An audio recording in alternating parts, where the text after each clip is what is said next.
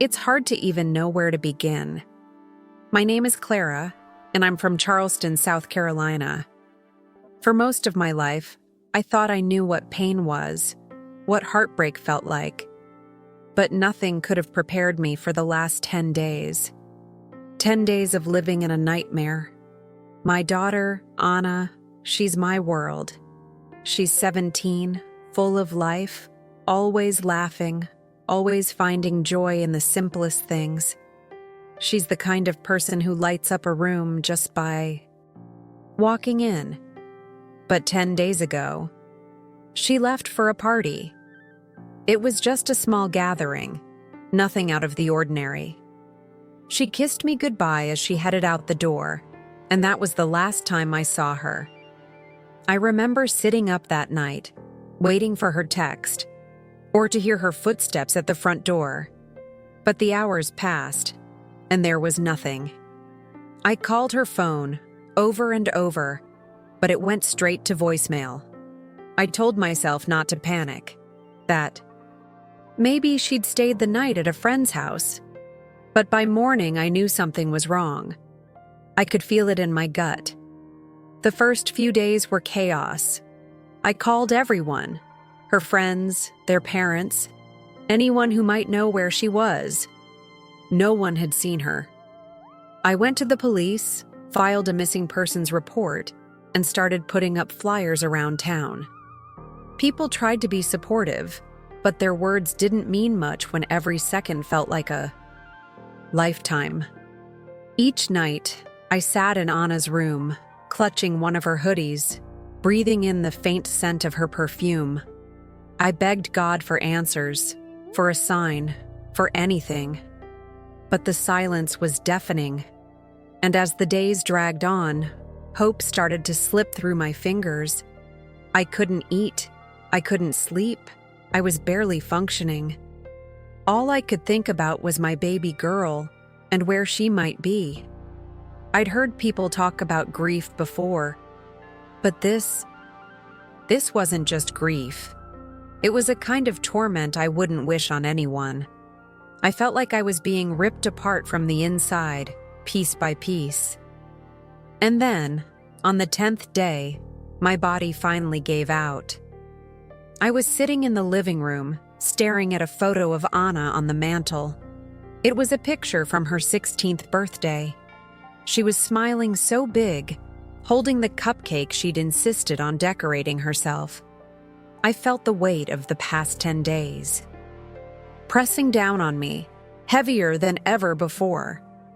My chest felt tight, like there was an invisible hand squeezing my heart.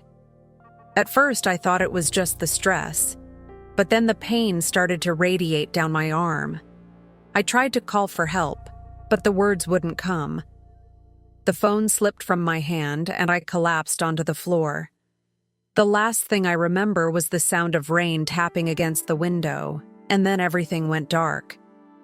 When I opened my eyes, I wasn't in my living room anymore. I was standing in a place that's impossible to describe, somewhere between a dream and reality. The air around me shimmered with golden light, soft and warm, like the first rays of sunrise. There was no sky, no ground, just endless light stretching in every direction. It felt peaceful. And for the first time in days, I didn't feel any pain, no fear, no sadness, just an overwhelming sense of calm. At first, I thought it was just a dream. But deep down, I knew this was something else, something real. I took a step forward, and the light seemed to ripple beneath my feet, like I was walking on water. In the distance, I saw a figure moving toward me. As they got closer, I realized it was a man, tall, with a presence that felt both powerful and gentle at the same time. His face was radiant, and his eyes were filled with a love so pure, it was almost overwhelming. I knew who he was before he even spoke. It was Jesus. He didn't say anything at first. He just looked at me, and in that gaze I felt everything. Every ounce of pain, every question, every fear melt away. It was like he could see straight into my soul, and yet there was no judgment, only love. And then, behind him, I saw her. Anna. She stepped out of the light, just as beautiful and vibrant as I remembered. Her dark curls bounced as she walked toward me, and her smile was brighter than ever. Tears filled my eyes as I ran to her, pulling her into my arms. She felt so real, so alive. I didn't want to let go. "Mom," she said, her voice soft and steady. "It's okay. I'm okay." I pulled back just enough to look at her face. "Anna, where are you? What happened? I've been looking everywhere for you." She shook her head gently, placing her hands on mine. "I can't explain everything, Mom, but I want you to know that I'm safe. I'm with Jesus. You don't have to worry about me anymore." Her words were like a balm to my broken heart, but at the same time, I needed answers. I needed to know what had happened to her. Before I could ask, she looked at me with an intensity I'd never seen before. "Mom," she said, her voice firm now. "You need to go back. There's something you have to do. You have to tell them where to find me." My stomach twisted. "What do you mean? Where are you?"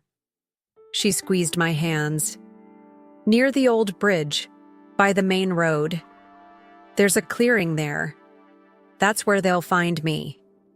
I wanted to ask more, to understand everything, but before I could, I felt something pulling me away. I turned to Jesus, tears streaming down my face. "Please," I begged, "don't make me leave her." He reached out, placing a hand on my shoulder. His touch was warm and comforting. "You're not alone, Clara. I'm always with you, but your time here isn't over." And just like that, the golden light began to fade. The last thing I saw was Anna's face, smiling at me before I was pulled back into the darkness. When I woke up, the world felt different. The harsh fluorescent lights of the hospital room stung my eyes, and the steady beeping of a heart monitor filled the air.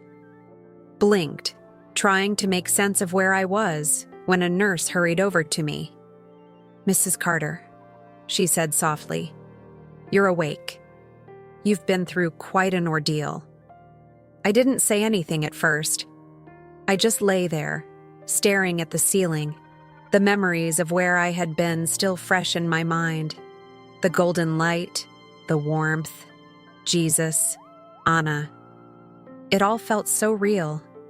More real than anything in this cold, sterile room. The nurse continued, explaining how I'd suffered a massive heart attack and had been clinically dead for 7 minutes before the doctors managed to bring me back. 7 minutes. To them, it was a miracle I was still alive. But I knew the real miracle was what I'd experienced during those 7 minutes. As I lay there, I could hear snippets of conversations between the doctors and nurses. Words like unbelievable recovery and lucky to be alive floated through the air. But all I could think about was Anna, her voice, her smile, and her words. By the old bridge near the main road. I knew I couldn't waste any time. As soon as I had the strength to sit up, I called the nurse over. "I need to make a phone call," I said, my voice weak but determined. She hesitated, glancing at the machines still hooked up to me. "Are you sure? You should rest." "No," I said firmly. "This can't wait." With shaky hands, I dialed the number of the detective who'd been assigned to Anna's case. He picked up on the second ring. "Detective Harris," I said, my voice trembling.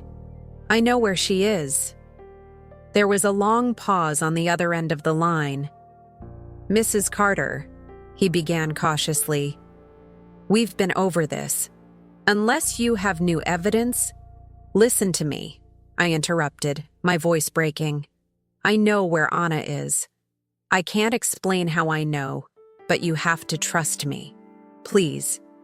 Go to the old bridge on the main road near the clearing. You'll find her there." His silence spoke volumes. I could tell he thought I was grasping at straws, desperate for answers. But after a moment, he sighed. "I'll send a team to check it out," he said. "But Mrs. Carter, I need you to be prepared. These things, they don't always end the way we hope." I hung up without responding. I didn't need his doubts. I knew what I'd seen. I knew Anna had been telling me the truth. The hours that followed were some of the longest of my life. I sat in that hospital bed, clutching the small cross necklace I always wore, and prayed. Prayed for the strength to face whatever was coming next.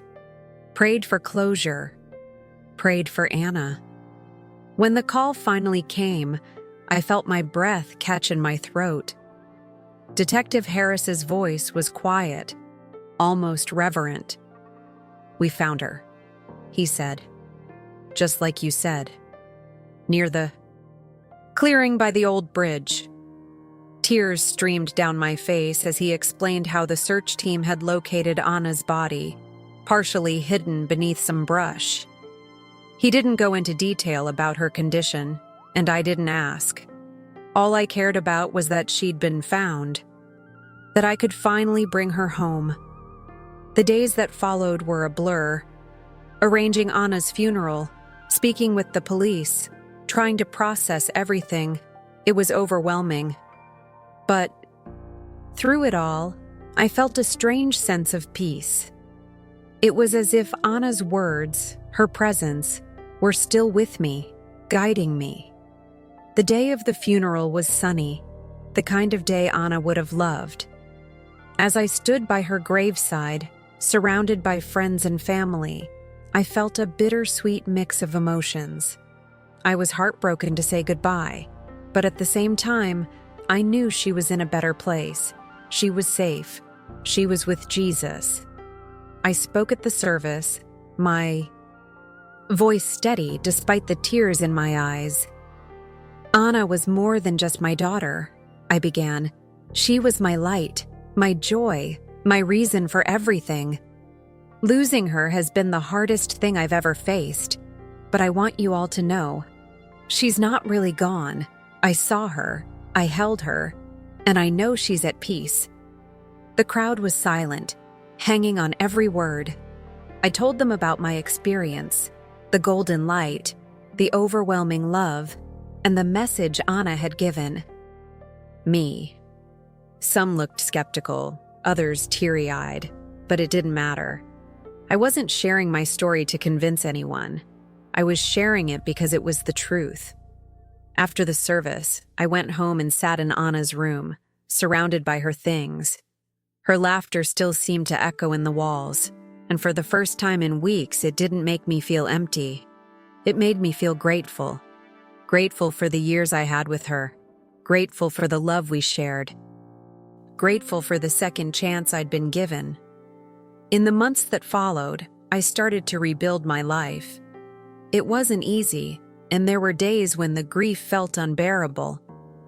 But whenever I felt lost, I thought about Anna's smile, her words, and the warmth I'd felt in that golden place.